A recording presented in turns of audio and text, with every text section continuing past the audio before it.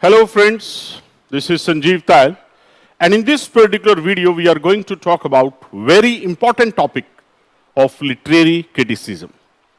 This topic will help you not only in UGC NET but also in all the exams which are concerned with English literature like DSSB and PGT English.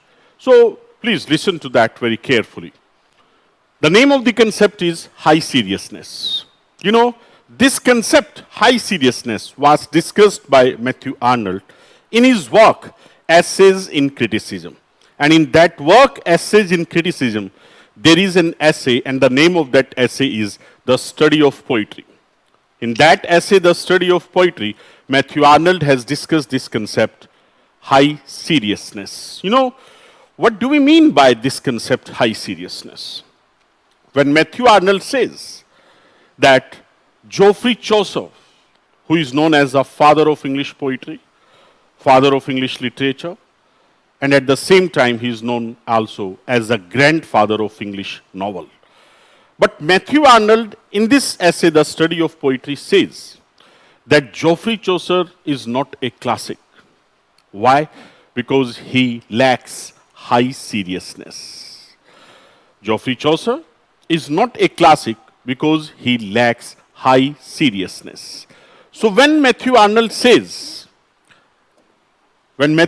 just talks about this concept, high seriousness, what does he mean by that?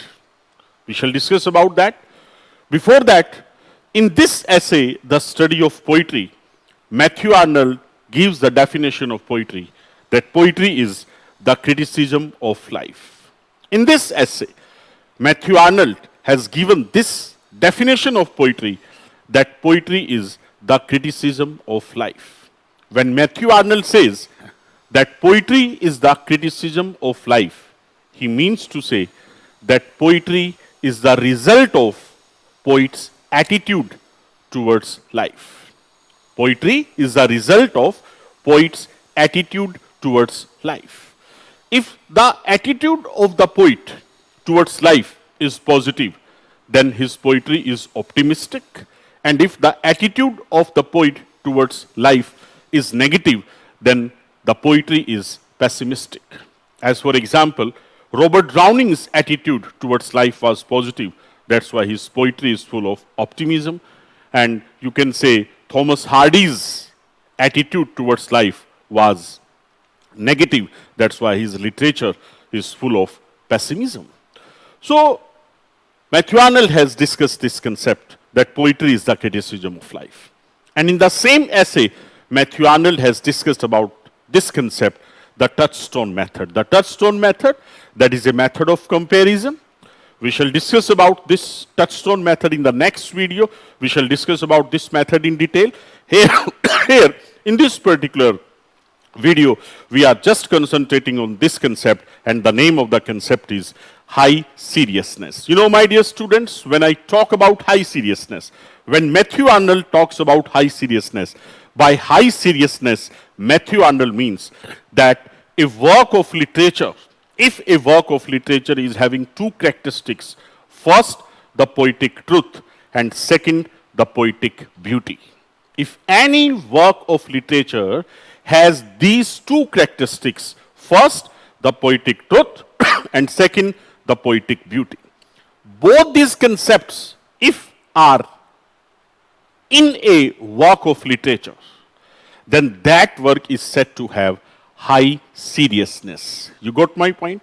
कि अगर किसी work of literature में poetic truth भी है और poetic beauty भी है, दोनों हैं, तब जाके उस वर्क में ये कहा जाता है कि हाई सीरियसनेस है. Now what do we mean by poetic truth? Poetic truth means the subject matter of the poetry, the subject matter of that work of literature should be concerned with reality, should be concerned with truth. And that reality, that truth which Matthew Arnold is talking about in this particular concept, that truth or that reality should not be concerned with one particular place or one particular period. Rather, that truth should be of all ages, that truth should be concerned with all ages, all period, all time, and that should be true at every place. Okay? As I say, that the sun rises in the east, that concept is true at every time and at every place. Okay? So, if any work of literature contains that reality, which reality is real, which truth is real at every time and at every place, that will be known as poetic truth. Okay? And when he says that poetic beauty, what is poetic beauty? Here, Matthew Arnold means manner. The manner of expression should be beautiful. The manner of expression should be beautiful. Now, where we find both these characteristics, poetic truth plus poetic beauty, you can take the example of John Milton. In the work Paradise Lost by John Milton, we are having both these characteristics, poetic truth plus poetic beauty. As far as poetic truth is concerned, you know, in this work Paradise Lost, Milton just talks about creation of mankind, the birth of mankind, genesis of mankind. He talks about God. He talks about why the mankind was given punishment. He talks about good and evil. So all these concepts like genesis of mankind, punishment of mankind, he talks about God, he talks about conflict with good and evil.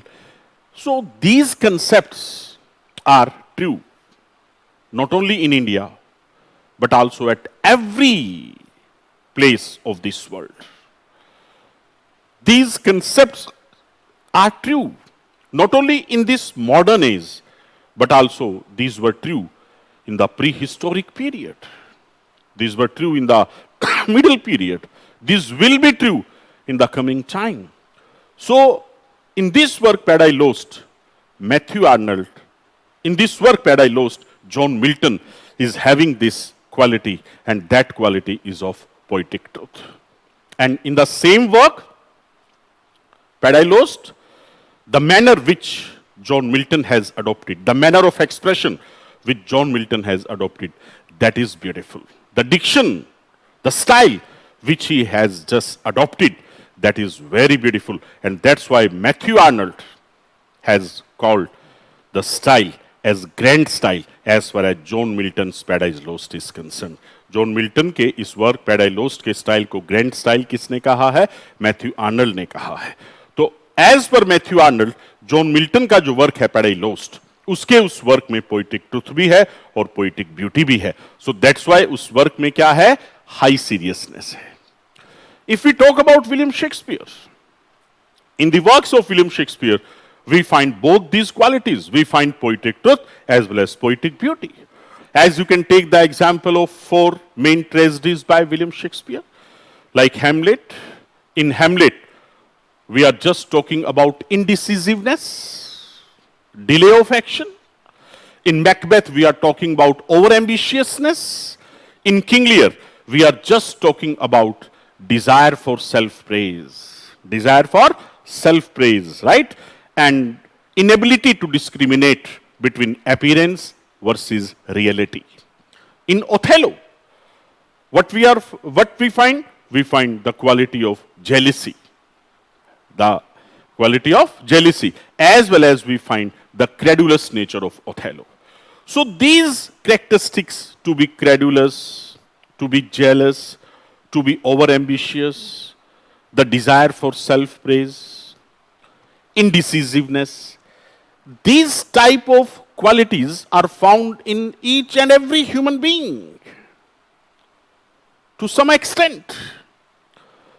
So when William Shakespeare just talks about such type of human qualities in human beings, then he is not talking about one particular age. He is talking about all the ages. Such type of qualities are found in the human beings of all the ages. Such type of human qualities are found at every place. So what William Shakespeare is concerned in this work, in all these works, that is concerned with reality, that is concerned with truth, and that reality and truth are not confined to one particular age or one particular place. Rather, they are true at every time and at every place. So that's why we can say that William Shakespeare is having the quality of poetic truth. And at the same time, the second quality, poetic beauty, the manner of expression of William Shakespeare, the diction which he has employed, the style which he has employed, that is also beautiful. So we find the second quality, poetic beauty, is also. So William Shakespeare is having poetic truth and poetic beauty. That's why, as per Matthew Arnold, William Shakespeare is also having this quality of high seriousness. So as per Matthew Arnold, Homer, Dante, Milton, Shakespeare, all are having this quality of high seriousness. They are accepted classics as far as literature is concerned. But if we just talk about Alexander Pope, what do you think? Whether Alexander Pope has this quality of high seriousness? No. As per Matthew Arnold, Alexander Pope is not having this quality of high seriousness. You know why? Why Alexander Pope is not having this quality of high seriousness? Because you might be knowing one work of, you must have read one work by Alexander Pope, that is the Rape of the Lock. In that work, the Rape of the Lock, what Alexander Pope talks about? He talks about the boys and girls, the fashionable boys and girls, the inconstancy of the boys and girls of the 18th century England. In the Rape of the Lock, Alexander Pope is talking about the inconstancy of the boys and girls of 18th century England. That is a reality. That is the truth. But that reality, that truth is only concerned with 18th century, and that is concerned with England. That truth or that reality is not of all ages and of all places. That is only confined to one particular age or one particular place. So that's why Alexander Pope is not having this quality of poetic truth. That's why he is not having high seriousness. Okay? So that's why Matthew Arnold says that Alexander Pope is not having this quality of high seriousness. And as per Matthew Arnold, Chaucer is not also having this quality of high seriousness, because in his work, the Canterbury Tales, he takes 29 pure pilgrims. Yes, there are 29 pure pilgrims. One is the host, Harry Bailey, and one is the narrator. So in total, there are 31 characters. But all the characters, all the 31 characters who are just taken there, they also represent reality. They also represent each and every section of the society. But that reality which Chaucer has shown in that particular work, the Canterbury Tales, whether he's talking about Wife of Bath, whether he's talking about ecclesiastical characters, whether he's talking about the characters related to military profession.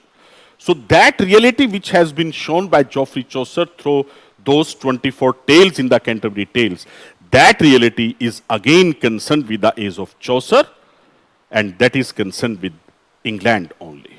So that reality which Geoffrey Chaucer shows in the Canterbury Tales, again, that is confined to one particular age and one particular place. So that's why Geoffrey Chaucer is not having the quality of poetic truth, and that's why Geoffrey Chaucer is not having the quality of high seriousness. That's why Geoffrey Chaucer is not said to be classic by Matthew Arnold. So I'm just summarizing. So as per Matthew Arnold, who are accepted classics, who are having this high seriousness as per Geoffrey Chaucer, as per Matthew Arnold, Homer, Dante, Shakespeare, and Milton. As per Matthew Arnold, they are having high seriousness, and Geoffrey Chaucer is not a classic because he lacks high seriousness. Okay, you got my point? So this was the concept, high seriousness. So high seriousness means poetic truth plus poetic beauty. Okay, so my dear students, this was very important concept. Whenever they ask you, what do you mean by high seriousness? तो high seriousness से मतलब केवल seriousness नहीं है कि उसमें mock epic style नहीं होना चाहिए, seriousness होनी चाहिए, ऐसा कुछ नहीं है. Whenever Matthew Arnold talks about high seriousness, he means to say that particular author must have two qualities. One is poetic truth and one is poetic beauty. I hope you like this video. If you like this video, then please subscribe my channel and like it. Then wait for my next video. My next video is going to be about the touchstone method, and this is the concept discussed in the same work, the study of poetry. Till then, keep learning, keep yourself motivated so that you may get success. Thank you. Thanks a lot.